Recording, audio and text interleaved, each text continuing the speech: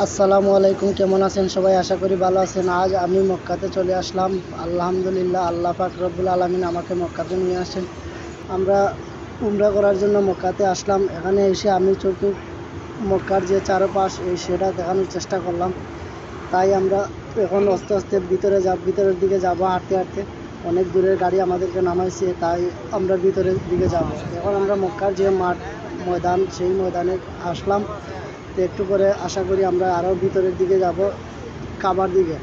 তো আমরা ভিতরে যাব যখন আমরা ভিতরের দিকে যাব তখন আমরা ভিতরের অংশটা দেখাবো। আর আশা করি আজকের ভিডিওটা আপনারা পুরোপুরি দেখবেন। মক্কার চারপাশে কি কি আছে না আছে তা আপনারা দেখবেন।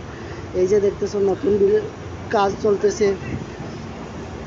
আর দেখেন, আমরা চলে আসলাম এখন ভিতরে কাবার সামনে এসে আমরা এই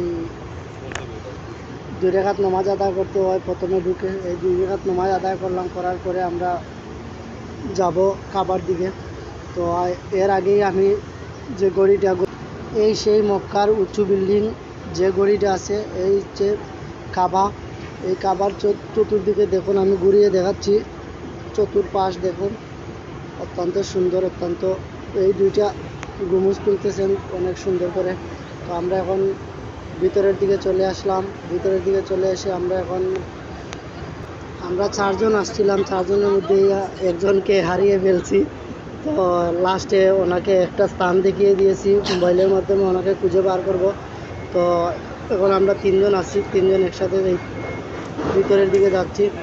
তো আশা করি যারা আসবেন সেটা লক্ষ্য করে আসবেন। যদি কাউকে সাথে করে নিয়ে আসেন, তাকে মোবাইল নাম্বার দেবেন।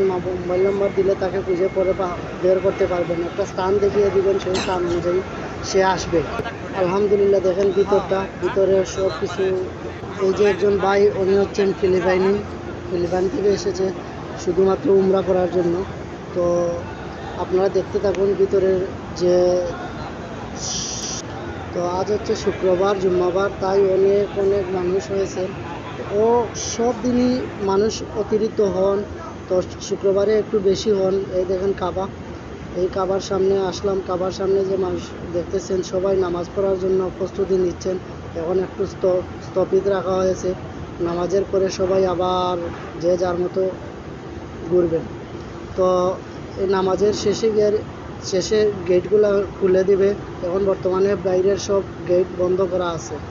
তো দেখুন, মানুষের হাজার হাজার মানুষ আল্লাহ পাক রব্বুল আলামিনের বাড়িতে আসতে পেরে সবাই খুশি।